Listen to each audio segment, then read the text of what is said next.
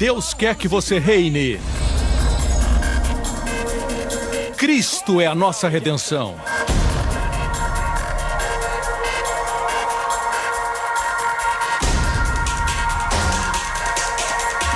Deus é justo e faz o pecador justo.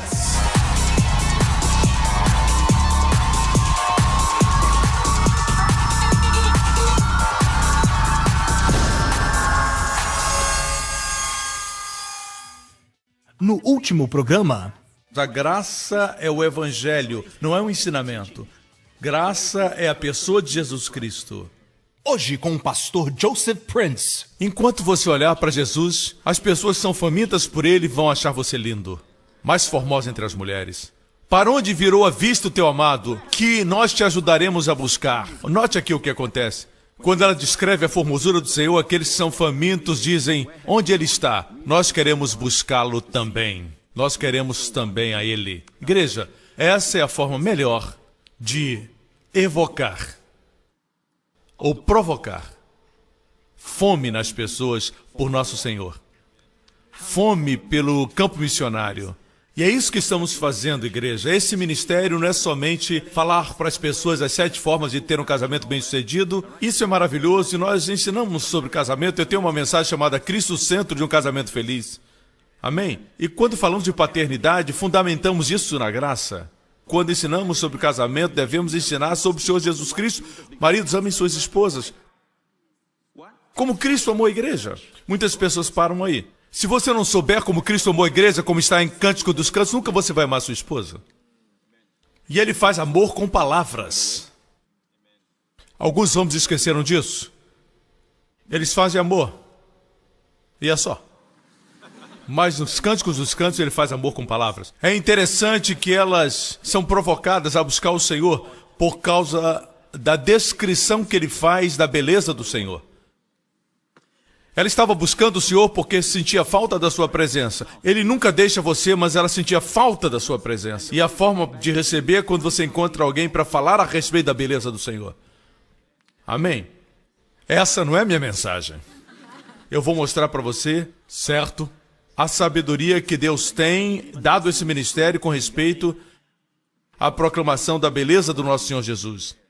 Não é uma mensagem sem praticidade, mas é muito prática. Muitas vezes nós incentivamos as pessoas, você tem que amar mais a Deus, você tem que ter um desejo pelos perdidos, você tem que ter paixão pelo perdido, obra missionária, e tudo isso é maravilhoso. Mas quando você é motivado só externamente, quando você experimenta problemas, não existe nada dentro para te conduzir à vitória. Olha isso, quando as pessoas amam o Senhor e eles são famintos pelo Senhor, tem que ser de dentro.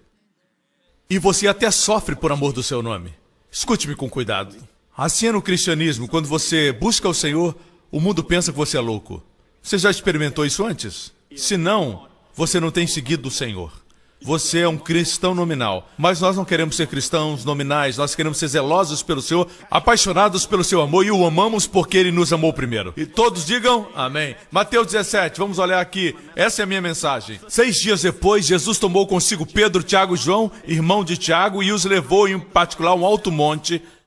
Nós estivemos nesse monte alguns dias atrás, é o Monte Hermon, estivemos na base do Monte Hermon, queríamos subir, mas desistimos porque estava muito quente. Ali embaixo já estávamos expostos ao sol, mas lá em cima é muito frio.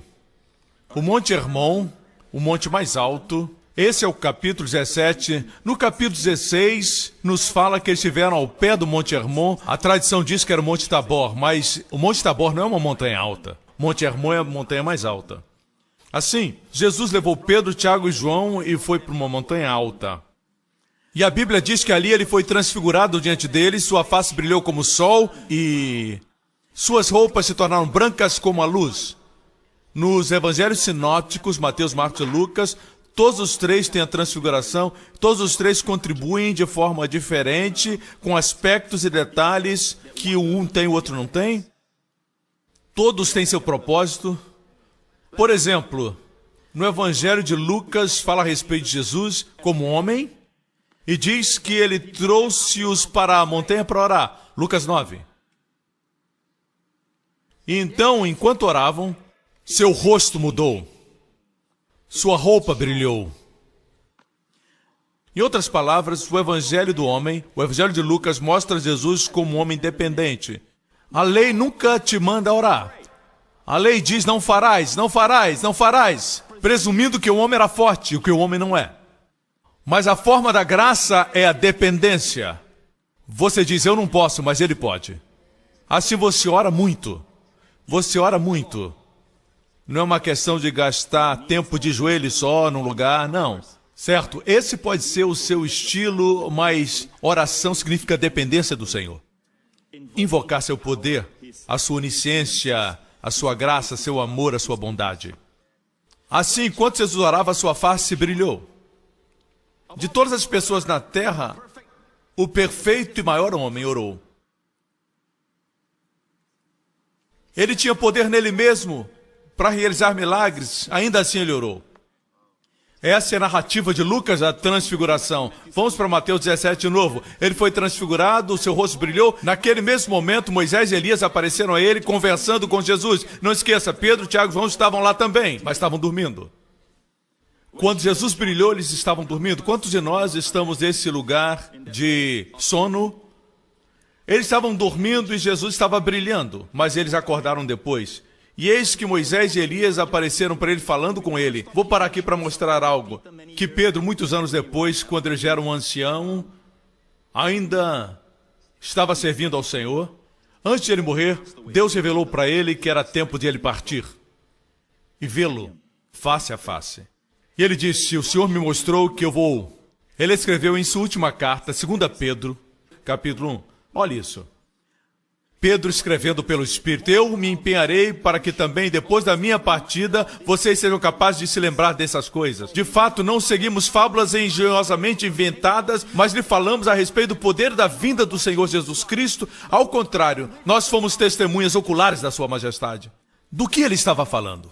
Nós fomos testemunhas oculares da sua majestade. Estava falando da transfiguração. Versículo seguinte. Porque ele recebeu honra e glória da parte de Deus o Pai, quando da suprema glória lhe foi dirigida a voz, dizendo, este é o meu filho amado, em quem me agrado. Nós mesmos ouvimos essa voz vinda dos céus, quando estávamos com ele no Monte Santo. Assim, já um homem ancião, ele se lembrou do tempo quando estava no Monte da Transfiguração e disse, ei, eu não estou ensinando fábulas engenhosamente inventadas. Tem gente que diz que teve uma visão, mas não viu nada. Nós vimos, nós ouvimos, fomos testemunhas da sua majestade. E o que ele diz aqui? Vamos para o versículo 16 mais uma vez. E no Monte da Transfiguração nós vemos um quadro do poder da vinda. A palavra vinda no grego é perúcia, a segunda vinda do nosso Senhor Jesus Cristo. Assim, por um momento, deixe-me dar a você o pano de fundo, ok? E você vai ver como isso é prático na sua vida diária. Onde você está na sua vida, sua família, os seus filhos, porque se você olhar para a sua glória, alguma coisa acontece com você. Alguma coisa acontece com você, alguma coisa acontece com o seu corpo. Você me escuta? Porque não é somente a vida do Senhor como demonstrado no Monte da Transfiguração, mas é o seu poder. Ele tem poder para curar o seu corpo, libertar você do seu vício. Amém? Trazer paz para o seu coração ferido e para as suas emoções. Trazer paz para a sua mente. Assim, escute essa narrativa maravilhosa. Assim, quando Jesus brilhou, temos que entender no contexto em Mateus 17. O que aconteceu em Mateus 16? Mateus 16 foi a rejeição final da nação de Israel. Rejeitaram a ele e pela primeira vez, Jesus perguntou aos discípulos, quem os homens dizem que eu sou? No capítulo 16, antes do Monte da Transfiguração. E eles disseram, alguns dizem que é Jeremias o profeta, outros dizem que é Elias. E ele olhou para Pedro e para os outros e disse, e vocês, quem dizem que eu sou? E Pedro disse, tu és o Cristo, o Messias, o Filho do Deus vivo. Jesus disse, bendito és tu, porque não foi carne nem sangue que te revelou, mas meu Pai que está nos céus. Uma revelação como essa só pode vir de Deus. E então a Bíblia diz que ele disse para eles que ele iria morrer. Pela primeira vez ele começou dizendo como ele seria entregue aos chefes dos sacerdotes e o torturariam e o matariam e ele ressuscitaria no terceiro dia. Eles não entenderam. Então ele disse para eles isso, que não tinha dito antes. Nos capítulos anteriores, quando estava pregando o Evangelho do Reino, ele nunca disse isso, mas agora ele diz isso. Depois da rejeição final, ele diz, não digam para ninguém que eu sou o Cristo. Estranho. Quer saber por quê? Essa é a sina deles. Eles não creram? De agora em diante, não diga para eles que eu sou o Messias. Finalmente, os homens rejeitaram o maravilhoso Filho de Deus, que fez o bem, curou os enfermos e oprimidos do diabo. E os homens, existe algo sobre o homem que não deixa receber essa bondade infinita. Existe algo sobre o homem que ele quer conquistar por suas obras a presença de Deus ao invés de receber a graça que Jesus trouxe por sua morte, abrindo o caminho para o Santo dos Santos. O homem diz, não, não, não. Quando você prega para os seus amigos, para aqueles que são legalistas, você nota que eles dizem, é muito fácil, não é? É tão fácil, você pode matar alguém e aceitar Jesus? Eles não sabem quão estúpido isso soa. O fato é que quando você aceita Jesus, você não quer matar, você quer curar. É incrível que crianças que são amadas não querem se rebelar, eles querem agradar. A graça não compra corações, conquista corações. É a lei que faz isso. Agora escute. Aqui está uma figura da sua volta, certo? Em outras palavras, Deus está dizendo, o homem o rejeitou, mas o céu vai mostrar o que o céu pensa dele. E ele brilhou. Eu amo isso. Se a terra não vai recebê-lo, o céu vai. Se a terra não vai autenticar sua beleza, o céu vai. O próximo capítulo é o Monte da Transfiguração. E nós vemos aqui um exemplo, Pedro, Tiago e João são exemplo de como ele vai parecer quando vier no seu reino. Queridos, nós olhamos para o mundo hoje, e para todas as nações do mundo, tentam o governo monárquico e fracassam. Tentam o comunismo e falham. Até mesmo a democracia está fracassando. No mundo inteiro. Liberdade de expressão tem se tornado um monstro. Amém? E você coloca tudo nas mãos dos homens e ele fracassa. Mas virá um tempo quando todo poder e domínio será colocado nas mãos de um homem que vai executar justiça pelo pobre, que vai levantar aqueles que estão embaixo, que vai limpar os leprosos, que vai abençoar a humanidade com bondade. Alguém que não vai fracassar. Eu disse, não pode fracassar. Cujo cetro é de justiça e ele vai reger com perfeição. Bondade perfeita. Virá um tempo quando o mundo inteiro estará sob este reino. Eu estou aguardando por isso. Esse será o reino. E foi suspenso. Jesus traria o reino visível e tangível para Israel, se Israel tivesse o recebido como verdadeiro filho de Davi. E sua genealogia provava que ele vinha da linhagem de Davi, mas eles rejeitaram. Portanto, o reino visível foi suspenso. Nós estamos nesse reino espiritual agora, nós podemos mover no poder do reino, mas um reino tangível está chegando. E no mundo inteiro, tudo que está errado vai se tornar certo, não haverá mais guerras, nem fome, nem crianças morrendo prematuras, nem mais hospitais. Eu estou esperando por esse reino. Nós estamos muito próximos. E Pedro está dizendo... Não são fábulas, eles viram com seus próprios olhos, eles estavam lá. Eles estavam lá. E quando Jesus foi transfigurado, duas figuras ilustres da fé judaica. Ninguém é maior do que Moisés, ninguém é maior do que Elias. Moisés e Elias são as maiores personalidades, os maiores heróis. Moisés representa a lei, Elias representa os profetas. Eles apareceram com Jesus em glória. Amém? E Moisés, como mencionei antes, representa a lei. Elias, os profetas. Ele promoveu a lei, que teve o seu lugar durante o seu tempo. Elias veio. Moisés é um legislador. Elias é o restaurador da lei. Quando Israel esqueceu a lei, adoraram outros deuses, e Deus trouxe o restaurador da lei. Assim, cada um teve o seu tempo. Você me escuta? Mas o seu tempo passou. O tempo de Jesus e da graça chegou. Me escutam? E o outro fato é esse: Moisés e Elias estavam lá no Monte da Transfiguração, que fala do retorno de Jesus. Quando ele vier, escute-me com cuidado, existirão dois tipos de crentes durante aquele tempo. Moisés representa os crentes que morreram e foram ressuscitados dos mortos. Não esqueça, Moisés morreu com 120 anos. Deus o enterrou. Ninguém sabe o lugar da sua sepultura, porque Deus o sepultou. Em outras palavras, ele está aqui no monte. Significa que Deus o ressuscitou dos mortos. Assim ele representa todos os crentes quando Jesus voltar.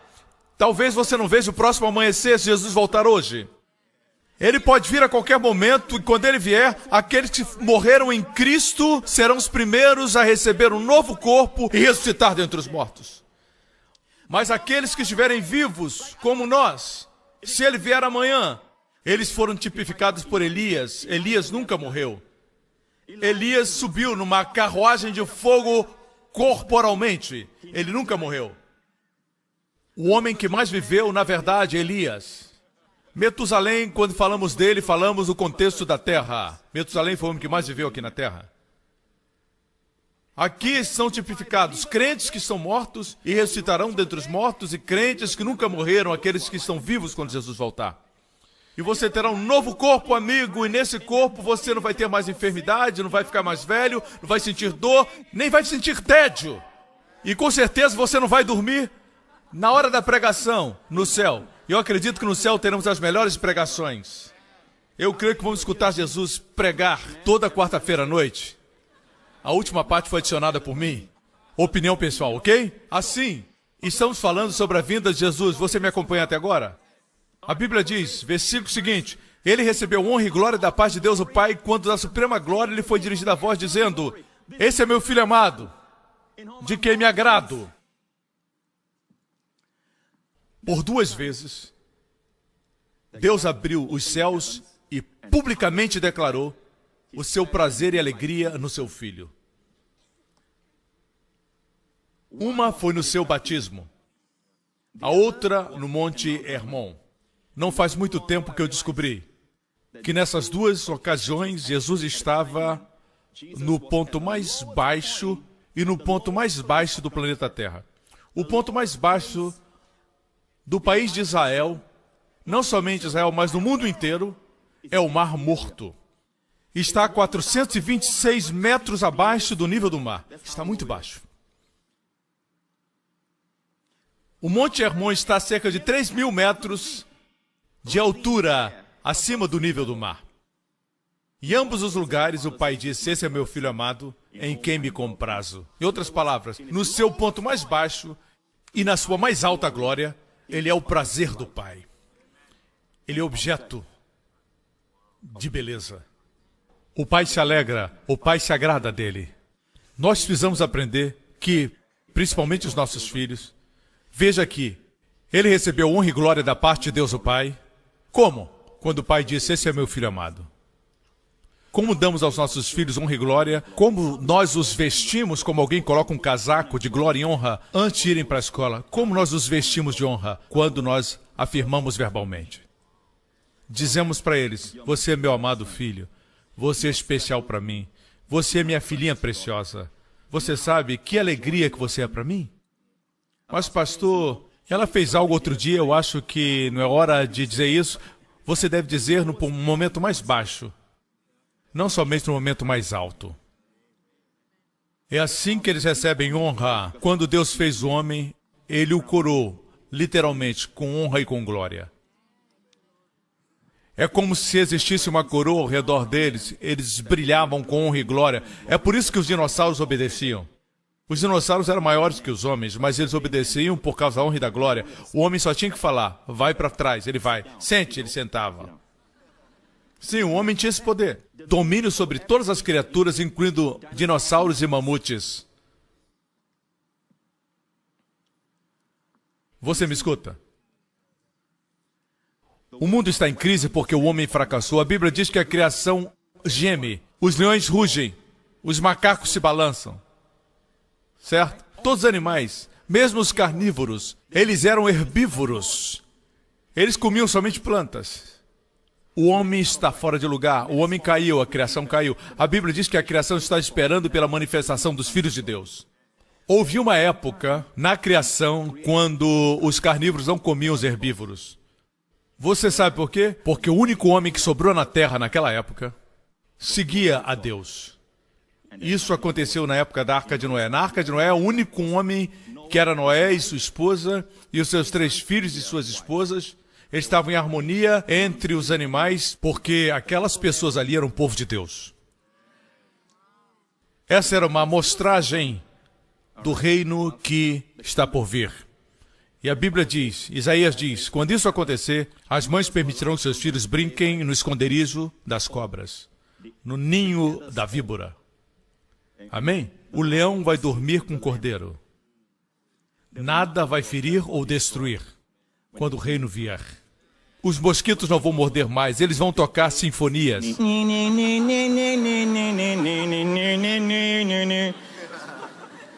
Amém? Não vai precisar mais matá-los ou dizer... não. Agora, de volta a Mateus 17. Vocês estão aprendendo, igreja? A Bíblia diz...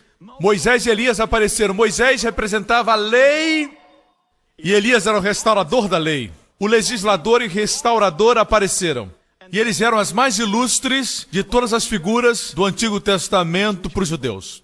Como eles se sentiram? A Bíblia diz, no próximo versículo, Pedro respondeu. Os três acordaram. E nós descobrimos que estavam dormindo no outro evangelho. Então Pedro disse, naquele momento...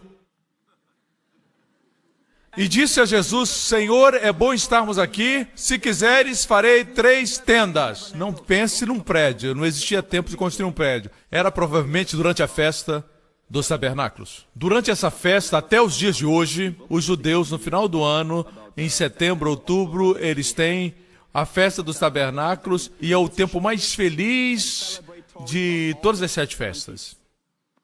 E durante essa festa, eles constroem um sucote, ou uma tenda, feita de todo tipo de plantas, e eles ficam fora da casa, lembrando do tempo quando peregrinaram no deserto, vivendo em tendas.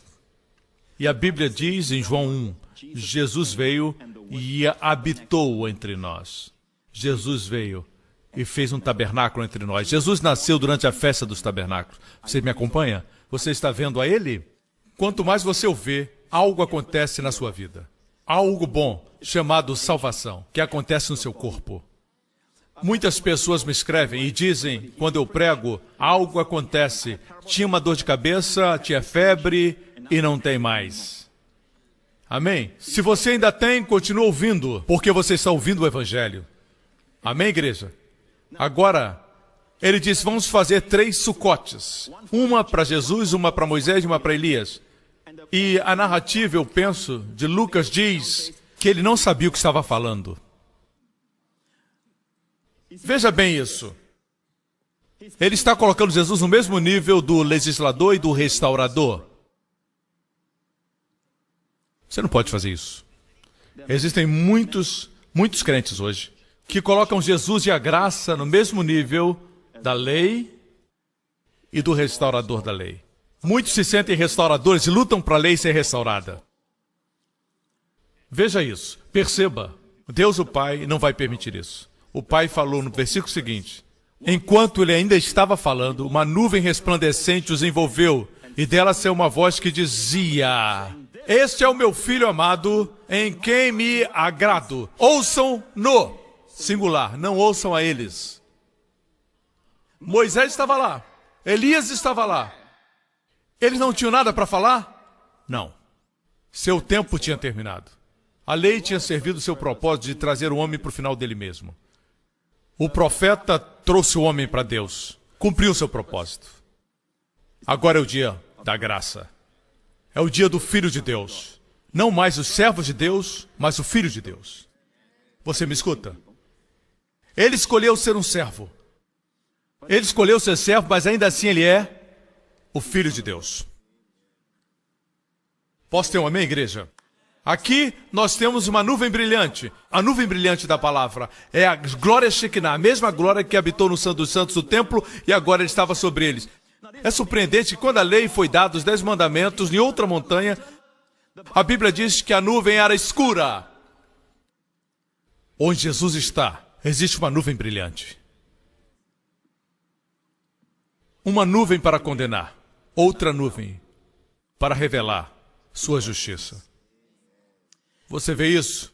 Existe um outro texto que fala disso, falando de Moisés e Elias, que está em Romanos 3. Romanos 3. Porque pelas obras da lei, Moisés, nenhuma carne vai ser justificada. Porque a lei é o conhecimento do pecado. As pessoas advogam trazer a lei de volta e não entendem que pela lei não vem o conhecimento da santidade. Eu repito, pela lei não vem o conhecimento da santidade, mas o conhecimento do pecado. Não é o conhecimento de Deus.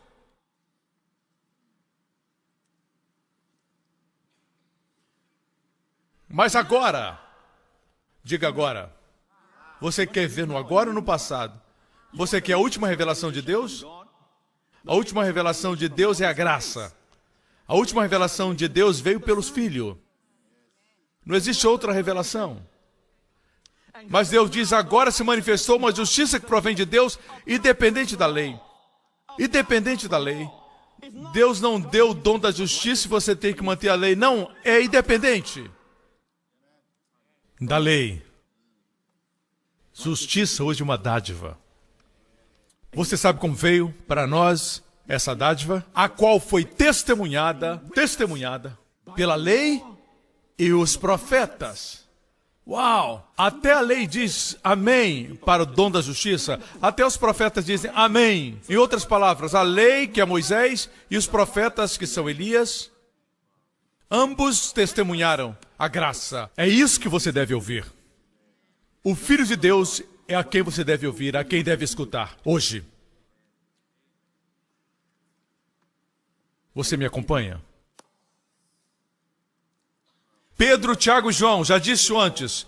Pedro, seu nome significa pedra. Tiago, Yaakov em hebraico, suplantador, substituto. João significa Yohanan, graça de Deus. A pedra foi substituída pela graça de Deus. Veja, quando Jesus desceu da montanha, o povo correu para ele. As multidões correram para ele. Alguma coisa tinha na sua face. A glória estava lá. Mas quando Moisés desceu da montanha, sua face estava brilhando, mas a glória estava desvanecendo. Não estava aumentando em esplendor como Jesus. Quando ele voltou, quando Moisés voltou, o povo correu dele. Porque a sua face, a glória do Senhor, dizia, você pecou, você pecou. E a alma que pecar, essa morrerá. A maldição vai te alcançar. Deus vai visitar os seus pecados até a 3ª ou 4ª geração sobre seus filhos e filhos dos seus filhos. Essa era a glória de Moisés. A glória do Filho é quando ele desceu, sua face dizia, você pecou, mas meu sangue removeu seus pecados. No próximo programa. Aqueles que me assistem, ouça-o. Ouça-o. A lei foi dada por Moisés, mas graça e verdade vieram por Jesus Cristo. Ouça-o. Obrigado por sintonizar no programa de hoje com o pastor Joseph Prince, da igreja New Creation. Estamos certos que você foi abençoado. Para mais informações sobre a igreja New Creation, acesse o nosso website newcreation.org.sg.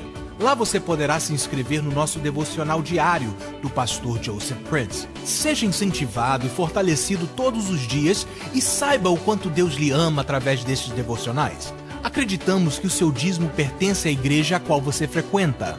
E oramos para que você seja grandemente abençoado, altamente favorecido e profundamente amado.